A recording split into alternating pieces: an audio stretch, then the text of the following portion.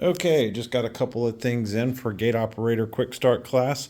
We were going to have to find some way in order to get a reliable real world example of in-ground inductance loops in a classroom scenario so we could hook it up to the gate operators and explain what an exit and a safety does and what a safety does in series, and explaining the difference between having a detector per command, not a detector per loop, and understanding that concept, and also understanding the wiring in series to the loop detector as opposed to in parallel. And the thing we won't be covering is probably phasing. I don't think that that's probably great for a quick start class, but it'll be something that we'll probably do at a fireside chat or something along those lines. So Brian Dixon from BDLoops sent those to us, as well as this detector checker, which I have never used before.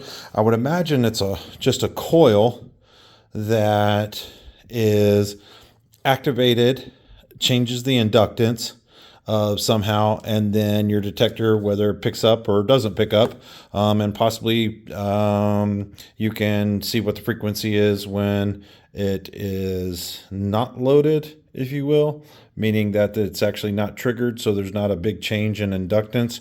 But I would imagine what happens is, using this button, is that he taps the coil in a different place, so it actually changes the inductance, and therefore the loop detector says, hey, guess what? There's actually something there. And then megohm meter. I'm glad that he sent this. I said, don't send this because this is a little complicated for what we're going to be talking about in class. But ultimately, you guys have to learn this.